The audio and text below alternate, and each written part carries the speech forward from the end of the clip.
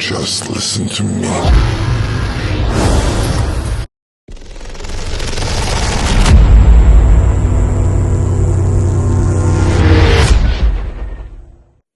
Hello বন্ধুরা, রহস্যময় কালো ছায়ায় তোমাদের সবাইকে স্বাগত।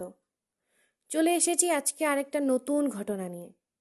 ঠিক শুনেছ, চলে এসেছি আজকে একটা সত্যিকারের ঘটনা নিয়ে। আজ কোনো গল্প বলবো না, একটা ঘটনাই শোনাবো।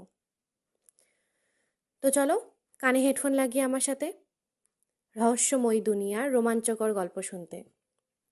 গল্প পাঠে আমি পায়েল, ক্যামেরায় সঙ্গে রয়েছে ডিজে। শুরু করছি আজকের সত্যিকারের ঘটনা। তো ঘটনাটি শিলিগুড়ি একটিয়া সালের একটি ঘটনা। শিলিগুড়ি একটিয়া সালের অনেক বছরের পুরনো ঘটনা, ঠিক ৩৫ থেকে ৪০ বছর আগে। তখনকার সময় শিলিগুড়ি শহর এমন ছিল না, তখন ছিল একদম গ্রাম, আর একটিয়া সাল তো একদম ঘোর গ্রাম্য এলাকা। তো সেই গ্রামে একটি শিক্ষিত লোক ছিল, তার অনেক সম্পত্তি জমি জমা ছিল, বলতে পারো এককালের জমিদার। তো সেই জমিদার শিক্ষাকে খুব মূল্য দিত। তার ইচ্ছা ছিল সেখানকার বাচ্চারাও যেন ভালো করে পড়াশোনা করতে পারে। তাই তিনি সরকারকে কয়েক বিঘা জমি দান করেছিলেন স্কুল বানানোর জন্য। তারপর ধীরে ধীরে সেখানে স্কুল তৈরি হয়, তাও আবার একই মাঠে 3টি স্কুল, নার্সারি, প্রাইমারি ও হাই স্কুল। তারপরে ধীরে ধীরে স্কুলে ছাত্রছাত্রী আসা শুরু হয়, ধীরে ধীরে হাই স্কুল তো বড় হয়। তো একদিন সেই জমিদার স্কুলের ছাদে জল দিতে যায়, কারণ ছাদটা নতুন তৈরি হয়েছিল। তো সেখানে কিছু কারেন্টের তার পড়েছিল, সেটা হয়তো সেই জমিদার খেয়াল করেনি, আর সেই কারেন্টের শর্ট খেয়ে ছাদ থেকে নিচে কুয়োর মধ্যে পড়ে যায়, আর সেখানেই তিনি মারা যায়। ঘটনাটা আরম্ভ সেখান থেকেই।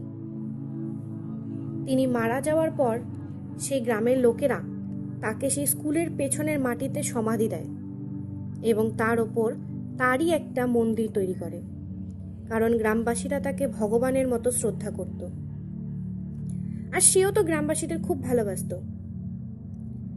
সেই স্কুলে বহু বছর পুরনো কৃষ্ণচূড়া গাছ ছিল ও 2টো আম গাছ ছিল। একটা আম গাছ ছিল ঠিক মাঠের মাঝখানে, আর বাকিগুলো সাইডে। তো তিনি মারা যাওয়ার পর কিছুদিন পর থেকে অবাক কাণ্ড শুরু হয়।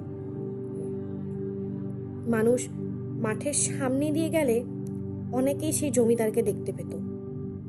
কেউ দেখতো তিনি বিশাল বড় রূপ ধারণ করে আছে, আবার কেউ দেখতো তার মাঠের মাঝখানে একটা পা তো অন্য জায়গায় আরেকটা পা, একদম বিশাল আকৃতি।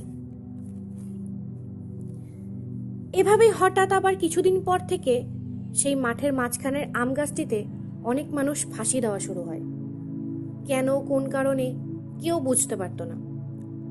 সন্ধ্যার পর সেখান দিয়ে যেই যায় তারাই অশরীরীর দেখা পায়। কিন্তু হ্যাঁ, কখনো সেই অশরীরীরা কারোর ক্ষতি করত না। কিন্তু হ্যাঁ, মানুষের মনকে এমনভাবে ভুলিয়ে দিত যে মানুষ নিজেই নিজের ক্ষতি করত। তারপর পুজো করে সেই আম গাছটাতে কিল ঠুকে দেওয়া হয়। সেই আম গাছটাতে ফাঁসি দেওয়া তো বন্ধ হয়, কিন্তু তারপর থেকে সেই কৃষ্ণচূড়া গাছগুলোতে ফাঁসি দেওয়া শুরু হয়। তারপর রোজ সেখানে রাতে গ্রামবাসীরা চলাফেরা করলে অশরীরী দেখা পেত। গ্রামবাসীদের একদম নাজেহাল অবস্থা হয়ে গিয়েছিল। তারপর থেকে সেই গাছগুলোকেও পুজো করে বন্ধ করে দেওয়া হলো। সেই মাঠের মধ্যে ফাঁসি দেওয়া তো বন্ধ হলো, কিন্তু সেই খারাপ অশরীরীরা রাতে গ্রামবাসীদের সেখান দিয়ে চলাফেরার বাধা সৃষ্টি করত। সেই মাঠের নার্সারি স্কুলের সামনে একটা ছাতিম গাছ ছিল, সেখানেও কিছু অলৌকিক ঘটনা ঘটে। সেই জায়গায় একটি হাট ছিল। প্রত্যেক হাটবারের সময় কোনো না কোনো লোক, বাইক হোক চাই সাইকেল হোক, সেই স্কুল মাঠের সামনে দিয়ে গেলে মানুষ সেই ছাতিম গাছের ওপরে উঠে বসে থাকত এবং তাদের গাড়ি নিচেই পড়ে থাকত। গ্রামের মানুষে যখন দেখত তখন তাদেরকে অনেক নামানোর চেষ্টা করতো, অনেক ঝামেলা করে তারপর নামাতে পারত। আজও অনেক ভয়ানক ঘটনা ঘটে চলেছে সেখানে।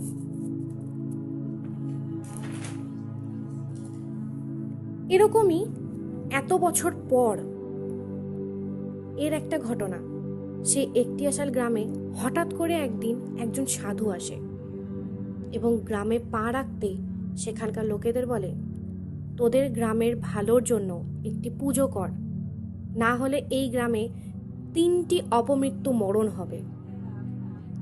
গ্রামের লোক শোনে, কিন্তু কেউ কোনো পুজো আর করে না। ঠিক তার কিছুদিন পর সত্যি সত্যি সেই সাধুর কথাই ফলে। আজ সেই গ্রামের 3টি আলাদা আলাদা বাড়ি থেকে 3টি ছেলে ফাঁসি দিয়ে মারা যায়। এমনকি সেই স্কুলের অনেক মেয়েরা স্কুলের বাথরুমে অজ্ঞান হয়ে পড়ে থাকতে দেখা যেত।